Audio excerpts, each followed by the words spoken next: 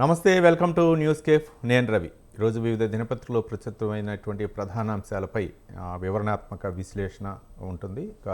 ముందుగా వివిధ దినపత్రికలో ప్రచురితమైన ప్రధాన అంశాలను చూద్దాం. ఈనాడు దినపత్రిక విషయానికి వస్తే, తెలంగాణలో తప్పు చేస్తే ప్రోటోకాల్స్ ఉండవు, ప్రజాప్రతినిధులైన ఇదే నిబంధన, నేరగాళ్లు భయపడేలా పోలీసింగ్ చేయాలి, బాధితులు మాత్రమే ఫ్రెండ్లీగా ఉండాలి, ఈ ప్రభుత్వంలో పోలీసులకు స్వేచ్ఛ ఉంటుంది, హోంగార్డుల రోజువారీ వేతనం 1000 రూపాయలకు పెంపు, ప్రమాదవశాత్తు చనిపోతే 5 లక్షల పరిహారం, సైబర్ నేరగాళ్లు డ్రగ్స్ కేసులకు ఫాస్ట్ ట్రాక్ కోర్టులు, పోలీస్ శాఖ వేడుకల్లో ముఖ్యమంత్రి రేవంత్ రెడ్డి వ్యాఖ్యానించినటువంటి అంశాలని ప్రధాన అంశంగా బ్యానర్ ఐటమ్గా మనం చూడవచ్చు. ఇక 17 అడుగుల తెలంగాణ తల్లి విగ్రహం 9న ప్రతిష్టాపనకు రంగం సిద్ధం. రాష్ట్ర సచివాలయ ప్రాంగణంలో తెలంగాణ తల్లి విగ్రహాన్ని ప్రతిష్ఠించేందుకు రాష్ట్ర ప్రభుత్వం సిద్ధం చేసింది.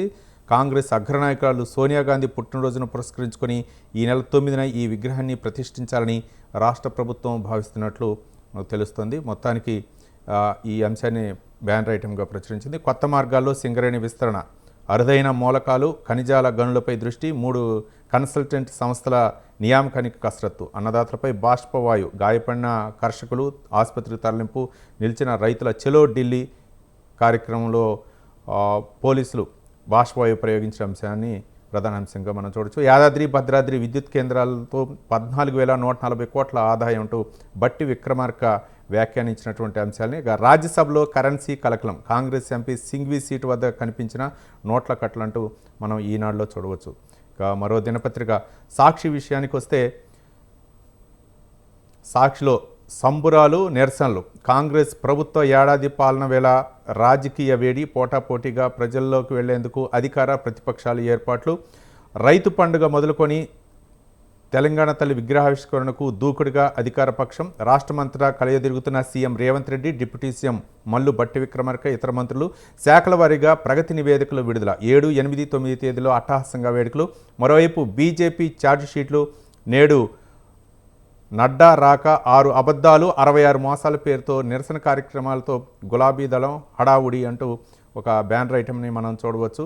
ఇక హద్దులు మీరితే లోపలయ్యండి, పోలీస్ స్టేషన్లకు వచ్చి డాబు దర్పం ప్రదర్శిస్తే సహించాల్సిన పనే లేదంటూ ఒక విధంగా బీఆర్ఎస్ ఎమ్మెల్యేలపై ఆయన పరోక్షంగా విమర్శించినటువంటి అంశాలని మనం సాక్షి దినపత్రికలో చూడవచ్చు. ఇక దేవత కాదు అమ్మ, తెలంగాణ తల్లి సర్కారు సరికొత్త రూపుదిద్దుకున్నటువంటి తెలంగాణ తల్లి విగ్రహంపై అయితే మాత్రం ప్రతిపక్ష బీఆర్ఎస్ కొన్ని వ్యాఖ్యలు చేసిన ఆ వ్యాఖ్యల్ని, సర్కార్ను ఎలా ఎదుర్కొందాం, రేపు ఎర్రవల్లి వ్యవసాయ క్షేత్రంలో బీఆర్ఎస్ శాసనసభ పక్ష భేటీ, పార్టీ ఎమ్మెల్యేలు ఎమ్మెల్సీల సంయుక్త భేటీలో దిశానిర్దేశం చేయనున్న పార్టీ అధినేత కేసీఆర్ అంటూ మరో అంశాన్ని మనం సాక్షి దినపత్రికలో చూడవచ్చు. ఇక మరో దినపత్రిక ఆంధ్రజ్యోతి విషయానికి వస్తే, ఆంధ్రజ్యోతిలో బ్యాంకులకు సిఆర్ఆర్ బూస్ట్, 4.5% నుంచి 4% తగ్గిన నగదు నిల్వల ఉత్పత్తి, బ్యాంకింగ్ వ్యవస్థలోకి 1.16 లక్షల కోట్ల నిధులు అంటూ ఒక కథనాన్ని అయితే మనం చూడవచ్చు.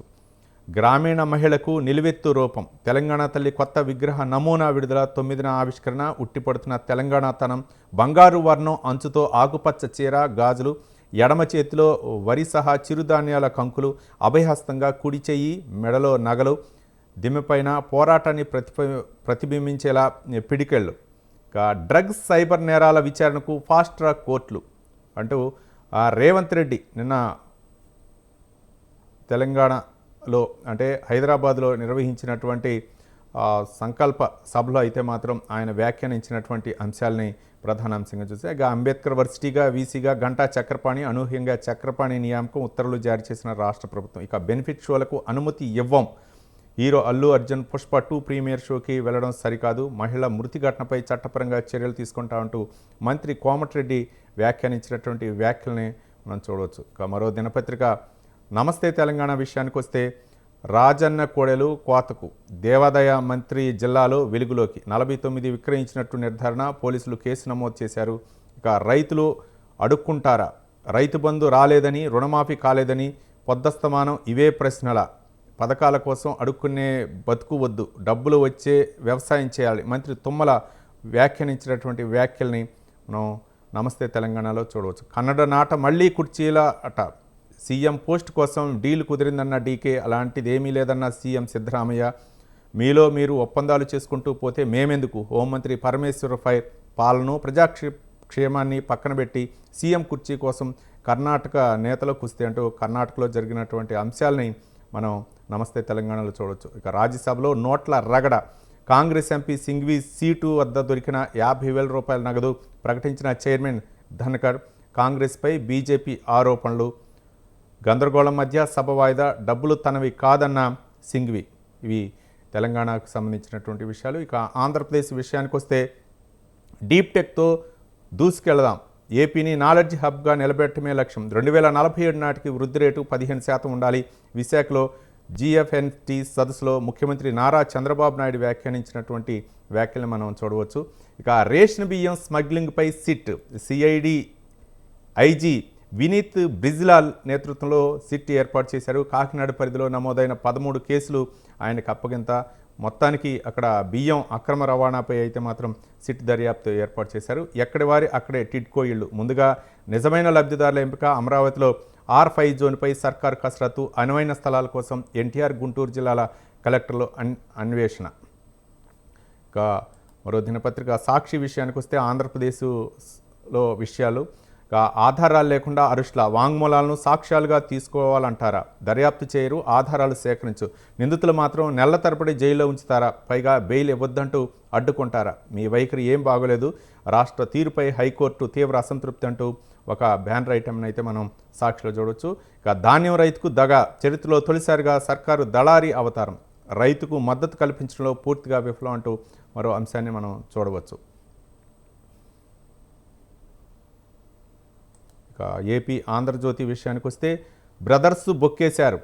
ఖండాలు విస్తరించిన ద్వారంపుడి దందా. సోదరుడు వీరభద్రారెడ్డి, అనుచరుడు అగర్వాలే కీలకం.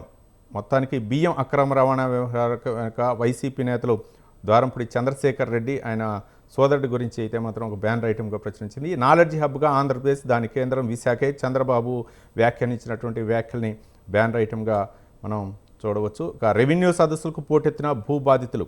5,536 మండలాలు సదస్సులు ప్రారంభం. పాల్గొన్న రెవెన్యూ శాఖ మంత్రి. స్పెషల్ CS CCSA తొలి రోజే ప్రభుత్వానికి 11,857 వినతులు. ఎన్నికల కోడ్తో 6 జిల్లాలు దూరం అంటూ మరో అంశాన్ని మనం చూడవచ్చు. మొత్తానికి వివిధ దినపత్రికలో ప్రచురితమైనటువంటి ప్రధాన అంశాలపై